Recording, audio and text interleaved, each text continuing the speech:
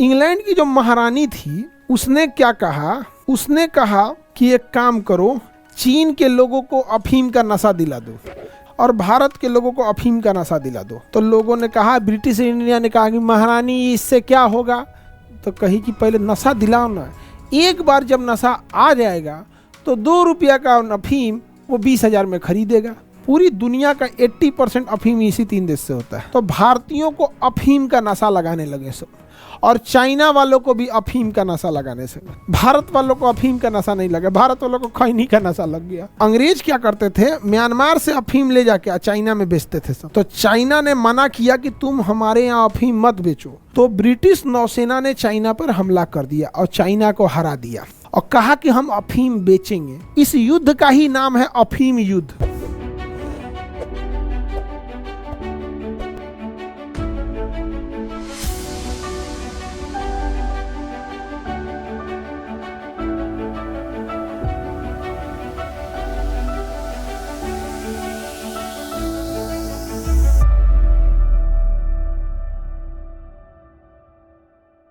पाकिस्तान, अफगानिस्तान और ईरान के जो पहाड़ी एरिया हैं, इन तीनों के पहाड़ी एरियाज में, पाकिस्तान का यहाँ एरिया में पहाड़ है, ईरान के इस एरिया में जागरोस वगैरह दुनिया भर के पहाड़ हैं, अफगानिस्तान में इधर पहाड़ है।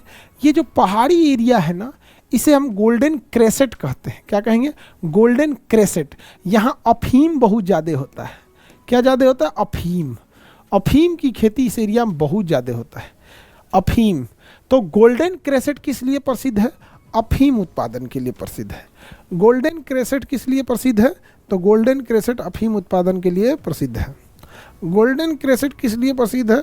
तो गोल्डन क्रेसेट अफीम उत्पादन के लिए प्रसिद्ध है। गोल्डन क्रेसेट अफीम उत्पादन के लिए प्रसिद्ध है। गोल्डन क्रेसेट अफीम उत्पादन के लिए प्रसिद्ध है। Any problem? गोल्डन क्रेसेट कितने देश आते हैं? अफगानिस्तान, पाकिस्तान और ईरान। अफगानिस्तान, पाकिस्तान और ईरान। आपको जानकर ताज्जुब होगा कि पूरी दुनिया का 80% अफीम इन्हीं 3 देशों से होता है। पूरी दुनिया का 80% अफीम इसी 3 देश से होता है। अब उसके बाद एक आता है गोल्डन ट्रायंगल, वो इधर पढ़ाएंगे। म्यांमार, थाईलैंड, लाओस, ये है आपका गोल्डन ट्रायंगल। ये गोल्डन ट्रायंगल है। बचा हुआ 20% अफीम यहाँ से होता है। इसे गोल्डन ट्रायंगल कहते हैं, ऐसे गोल्डन क्रेसेट कहते हैं। तीनों में क्वेश्चन पूछ दोनों से कि गोल्डन ट्रायंगल में कौन नहीं आएगा, तो भैया 3 को याद रखो, बाकी चौथा जो होगा मार देना, नहीं आएगा। और वैसे ही इधर पूछता है कि golden triangle Myanmar, Thailand, Laos, Myanmar, Thailand, Laos, 20% अफीम यहाँ होता है। तो इसमें पूछा कौन नहीं आएगा, तो वियतनाम और कंबोडिया नहीं आता है। अफीम जो होता है नशा के काम में आता है, बहुत खतरनाक नशा होता है अफीम का। अंग्रेजी में कहते हैं ओपियम। अंग्रेजी में कहते हैं ओपियम। अंग्रेजी में क्या कहते हैं? ओपियम कहते हैं, ओपियम।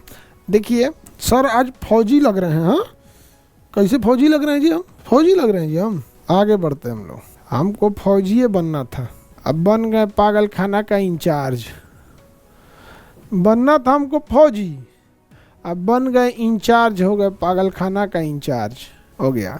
आगे देखते हैं हम लोग। किसी को दिक्कत? गोल्डन ट्रायंगल वगैरह समझ में आ रहा है? अब समझना ध्यान से, मेरी ओर ध्यान दो लोग।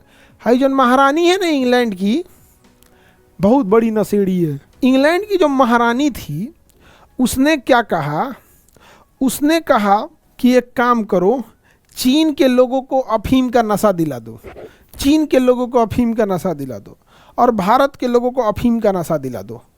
तो लोगों ने कहा, ब्रिटिश इंडिया ने कहा कि महारानी इससे क्या होगा, तो कही कि पहले नशा दिलाओ ना, एक बार जब नशा आ जाएगा तो 2 रुपया का अफीम वो 20,000 में खरीदेगा।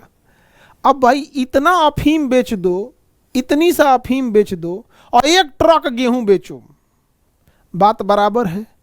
तो भैया पूरे गांव का गेहूं का खेती करो, 1 बीघा में अफीम बो दो, बात बराबर है। तो महारानी ने कहा कि हुआ हम लोग को पैसे कमाना है ना, पहले अफीम बेचो, सबको अफीम खिलाओ।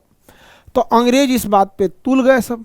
तो भारतीयों को अफीम का नशा लगाने लगे सब, और चाइना वालों को भी अफीम का नशा लगाने से। चाइना वालों को अफीम का नशा लग गया, भारत वालों को अफीम का नशा नहीं लगा, भारत वालों को खैनी का नशा लग गया। भारत वालों को खैनी का लग गया। पुर्तगाल वालों ने खैनी खिलाना सिखाया सब भारत वाले को, और खैनी का नशा लग गया। और खैनी होता है सस्ता, खैनी है सस्ता। चुनौती में लिया एकदम लुंगी में इसे मोड़ के चुनौती में डाल दिया, और चुनौती ले लिया एगो। चुनौती में क्या जाता है, एक और तनी गहरा रहता है, एक और कम गहरा रहता है। इसमें खैनी भरा, इसमें चूना भर दिया। भारत वालों को अफीम की जगह खैनी का आदत लग गया। अब जिसको देखो इसे खैनी खा के घूम रहा है। और चाइना वालों को अफीम का आदत लग गया। अब चूंकि अखंड भारत में म्यांमार भी आता था, तो अंग्रेज क्या करते थे, म्यांमार से अफीम ले जाके चाइना में बेचते थे सब। तो चाइना ने मना किया कि तुम हमारे यहाँ अफीम मत बेचो।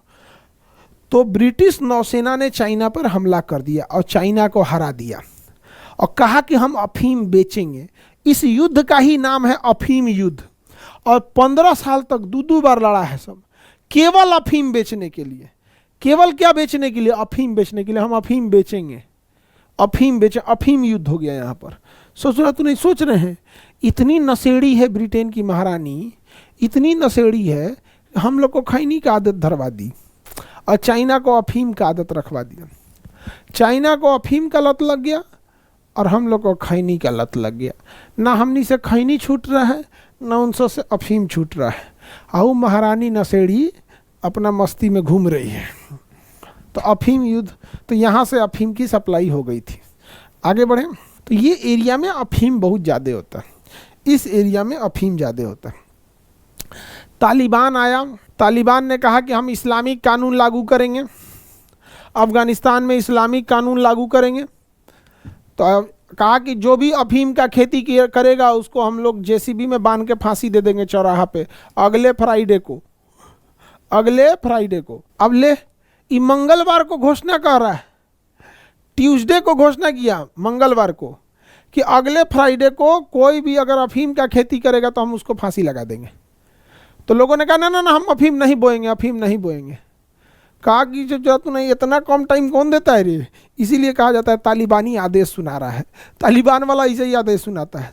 अब भागे भागे लोग काबुल पहुंचे, काबुल पहुंचे। है मालिक, हमने अफीम बो दिया है, जो नहीं बोया है उसको तो चलिए, हम तो अफीम बो दिए हैं, हमारा क्या होगा, हम तो अफीम बो दिए हैं, हमारा क्या होगा। तो तालिबान ने कहा फ्राइडे तक टाइम है, आग लगा दो खेत में, नहीं तो फ्राइडे के दिन टांग देंगे तुमको। ससुराल केवल 2 दिन दिया, वेडनेसडे और थर्सडे, पूरा अफीम के खेत में आग लगवा दिया। और लोग आग लगाएं, लोग आग लगाएं कि ससुराल अगला फ्राइडे कोई जेसीबी में ना फांसी टांग देता, क्रेन नहीं होता है किरान, उसमें एक के बाद 10 गो फांसी लगाएगा, आपको जमीन पे बैठाएगा, टांग देगा इसे, यार ले मर गए। अब पूरा जेसीबी लेके पूरा काबुल में घूमेगा। लोग 2 दिन में आग लगा दिया, खत्म कहानी, अफीम उफीम कहानी खत्म।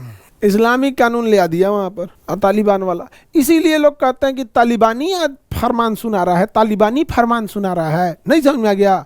अब जैसे हम ही कह दें कि कल से आई कार्ड नहीं चेक होगा, सब लोग को बाल छिलवा के आना पड़ेगा, टकला होके आओगे तब, नहीं तो क्लास में एंट्री नहीं, तो इसी को कहा जाएगा तालिबानी आदेश सुना रहे हैं। लेकिन चूंकि आप भारत के हैं, आप कहेंगे ये कौन तरीका है, नहीं हम नहीं छिलवाएंगे। लेकिन अगर हम अफगानिस्तान में रहते तो छिलवा देते आप लोग से, समझ में आ गया कि पक्का छिलवा देते हम तो हम भाव भी छिलवा देते हैं, भाव छिल के आओ एकदम।